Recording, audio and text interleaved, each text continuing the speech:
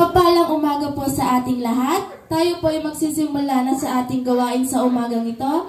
At hinanyayahan ko pong bawat isa na tumayo at sama-sama po nating awitan ng Panginoon.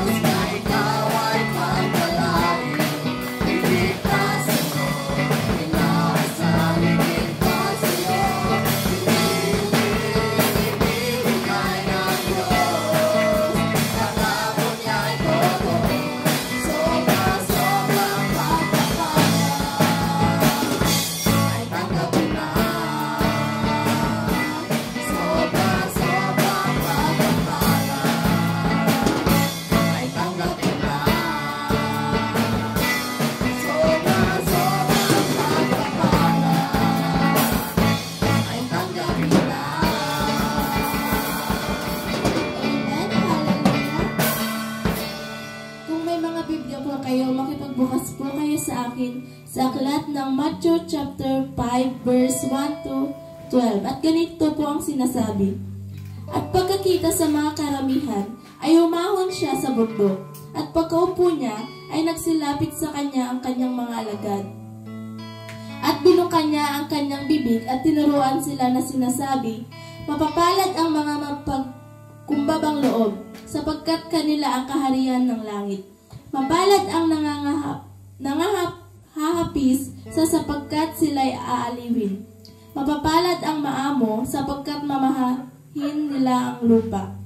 Mapapalad ang nagugutom at nauuhaw sa katuwiran sapagkat sila'y bubusugin. Mapapalad ang mga mahabagin sapagkat sila'y kahahabagan. Mapalad ang mga may malinis na puso sapagkat makikita nila ang Diyos. Mapapalad ang mga payapa sapagkat sila'y tatawaging mga anak ng Diyos. Mapapalad ang mga pinag-uusig dahil sa katuwiran, sapagkat kanila ang kaharian ng langit. Mapapalad kayo pagka kayo inaalimura, at kayo'y pinag-uusig, at kayo'y pinagwiwikaan ng sarili-sariling masama na pawang kasinungalingan dahil sa akin. Magalak kayo, at magsayang totoo, sapagkat malaki ang ganti sa inyo ng langit. Sapagkat gayon din ang kanilang pagkausig sa mga propeta na nanguna sa inyo. To God be all the glory. Manatili po tayong nakatayo at patuloy po natin awitan ng Panginoon.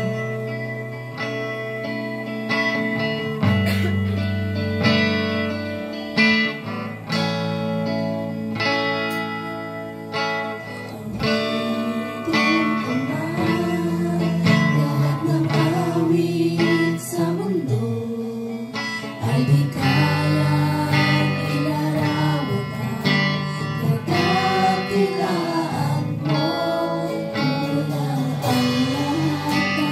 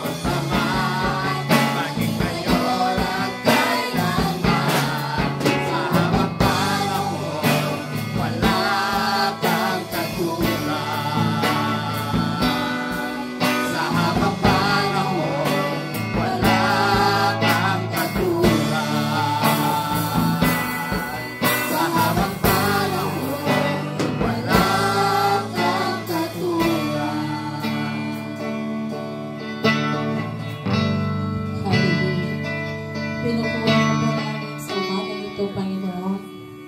Lord, maraming salamat po sa umagang ito, Panginoon. At narito po kami upang purihin ka, Panginoon. Lord, inihiling po namin sa inyo sa umagang ito, ng inyong presensya, ang iyong banal na espiritu na kumilos po sa umagang ito, Panginoon. I-bless mo po ang magagamit sa umagang ito, Panginoon. Ganun din po ang aming mga kapatiran na wala pa, Lord. Ikaw po ang mag-bless bawat isa po sa amin, Panginoon. Maraming salamat po. In Jesus' name we pray.